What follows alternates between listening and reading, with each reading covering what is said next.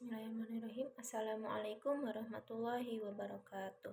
Alhamdulillahirabbil alamin wassalatu wassalamu ala asrofil anbiya'i wal mursalin wa ala alihi wa sahbihi ajmain. Amma ba'du. Rabbi shrah li sadri wa yassir li amri wahlul 'uqdatam min lisani yafqahu qawli. Sebelumnya yang terhormat Bapak Fajar Nugraha MPD selaku dosen pengampu mata kuliah Bahasa dan Sastra Indonesia. Izinkan saya memperkenalkan diri. Nama saya Azmi Nurul Diarista dengan NPM 24066124013 dari Prodi PGSD kelas 2C. Di sini saya akan mempresentasikan analisis kajian kebahasaan dan sastra buku Bahasa Indonesia SDMI kelas 1. Sebelumnya saya menganalisis buku tersebut pada bab 8. Untuk analisis pertama, saya akan menganalisis kajian semantik. Nah, dalam buku tersebut, di bab 8, pada halaman 252, di situ terdapat makna leksikal. Apa sih makna leksikal itu? Makna leksikal dipaparkan secara rinci dalam buku berjudul Linguistik Mikro atau Kajian Internal Bahasa dan Penerapannya yang disusun oleh Yusri Mantasya pada tahun 2020 yang memaparkan bahwa makna leksikal dapat didefinisikan sebagai makna yang sebenarnya. Makna leksikal dapat dilihat di dalam kamus. Apa yang ada di dalam kamus itu adalah makna leksikal dari sebuah kata. Makna leksikal pada halaman 252 yaitu terdapat pada kalimat membagi waktu. Leksikalnya yaitu membagi atau menyisihkan waktu untuk berbagai kegiatan. Nah, kalimat keduanya yaitu pada kalimat keluarga. Keluarga yaitu adalah orang-orang yang masih satu ikatan darah dengan kita. Nah, yang ketiga yaitu ada kata makanan. Nah, makanan tersebut adalah sesuatu yang dapat dimakan untuk menambah energi kita. Nah, yang selanjutnya yaitu adalah makna kontekstual. Makna kontekstual adalah sebuah kata, frasa, atau kalimat yang ditentukan oleh penggunaannya, oleh konteks penggunaannya yaitu situasi, bahasa, teks di sekitarnya. Kata lain, makna suatu kata bisa berbeda tergantung pada bagaimana kata tersebut digunakan dalam kalimat dan situasi tertentu. Adalah sinonimi atau persamaan. Dalam halaman tersebut ada kata belajar dan membaca. Nah, itu keduanya memiliki kesamaan untuk menambah wawasan atau menambah ilmu. Nah, yang selanjutnya ada hiperonomi dan hiponimi. Nah, adalah kata hiponim yang memiliki cakupan yang lebih luas dan dapat mencakup beberapa kata lain yang lebih spesifik. Beberapa sumber menyebutkan kata hiperonomi sebagai kata umum. Nah, untuk hiponimi yaitu kata yang memiliki kecakupan yang lebih sempit dan termasuk dalam kategori yang diwakili oleh hiperonomi. Buku ini kata hiperonim yaitu pada kata makanan, sedangkan kata hiponim yaitu pada kata sarapan, makan siang, dan makan malam. Untuk yang selanjutnya itu adalah makna emotif. Emotif ini adalah kata yang memiliki kekuatan untuk membangkitkan atau menggugah emosi pada pembaca ataupun pendengarnya. Ini makna emotif terdapat pada kalimat lakukanlah banyak hal dengan keluargamu. Nah, kata itu memberikan kesan hangat dan penuh kasih. Adalah konsep dan teori dasar semantik, yaitu semantik adalah cabang linguistik yang mempelajari makna atau arti dalam bahasa. Semantik mengkaji bagaimana kata, frasa, dan kalimat berhubungan dengan konsep dan makna yang diwakilinya. Pemahaman semantik membantu kita memahami bagaimana bahasa digunakan untuk berkomunikasi dan menyampaikan informasi. Nah, menurut Shire 2002, semantik merupakan ilmu yang membahas makna atau arti.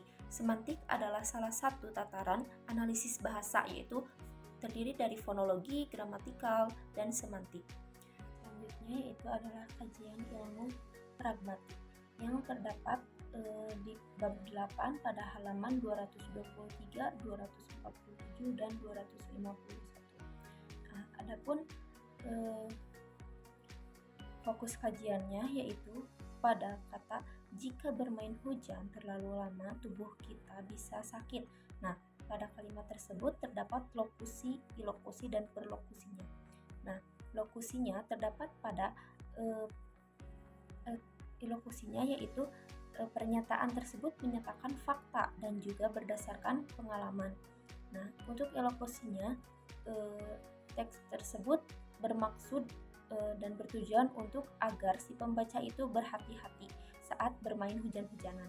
Nah, untuk perlokusinya yaitu anak-anak mendengar atau mematuhi kalimat tersebut. Jadi anak-anak tersebut itu diharapkan mendengar dan mematuhi kalimat yang terdapat di dalam halaman buku tersebut. Nah, untuk poin selanjutnya yaitu adalah ujaran konstatif. Dalam kalimat matahari sudah terbit di sebelah timur. Nah, kalimat tersebut menyatakan fakta akan kebenarannya bahwa matahari itu terbit dari sebelah timur. Nah, seperti itu. Untuk yang selanjutnya adalah ujaran direktif. Dalam kalimat bersama temanmu diskusikanlah pertanyaan berikut. Nah, dalam kalimat tersebut mengarahkan si pendengar atau siswa ini untuk mengerjakan pertanyaan yang diberikan atau pertanyaan-pertanyaan yang ada di dalam buku tersebut. Yang selanjutnya adalah ujaran ekspresif. Nah, dalam kalimat Tito berharap besok ia bisa menghabiskan hari dengan menyenangkan. Nah, dalam kalimat tersebut mengungkapkan kegembiraan Tito pada hari itu dan dia ingin mengulanginya lagi di keesokan harinya. Seperti itu. Nah, untuk konsep dasar dan teori yang mendukungnya yaitu pragmatik adalah salah satu cabang linguistik yang meneliti bahwa konteks sosial mempengaruhi cara kita menggunakan bahasa. Beberapa bidang linguistik lain yang lebih fokus pada struktur dan bentuk bahasa. Pragmatik lebih menitik beratkan pada fungsi bahasa dalam komunikasi nyata. Nah, adapun teori yang mendukungnya yaitu dituturkan oleh Yule pada tahun 2014 bahwa pragmatik merupakan sebuah ilmu bahasa yang berbicara mengenai makna yang disampaikan oleh penutur dan ditafsirkan oleh mitra tutur atau pendengarnya. Ilmu ini memerlukan adanya penafsiran mengenai apa yang dimaksud oleh penutur di dalam suatu konteks dan bagaimana pengaruh dari perkataan itu sendiri. Pragmatik juga merupakan sebuah studi bagaimana pengaruh dari perkataan itu sendiri. Pragmatik juga merupakan sebuah studi mengenai makna kontekstual. Pragmatik mengharuskan adanya penyelidikan mengenai bagaimana cara pendengar dapat menyimpulkan apa yang telah dituturkannya oleh penutur. Nah, agar dapat tercapai makna yang dimaksudkan oleh penutur seperti itu. Polanya yaitu kajian semantik dan pragmatik merupakan dua cabang ilmu linguistik yang saling melengkapi dan memahami makna bahasa. Semantik berfokus pada makna dan struktur secara sistematis, sedangkan pragmatik menekankan makna ujaran berdasarkan konteks situasi dan maksud pembicaraan. Melalui kajian ini, kita dapat memahami tidak hanya arti harfiah suatu tuturan, tetapi juga makna tersirat dan cara penggunaannya dalam komunikasi sehari-hari. Salah satu materi sudah saya sampaikan, saya mohon maaf bila ada salah kata atau tutur kata yang kurang berkenan.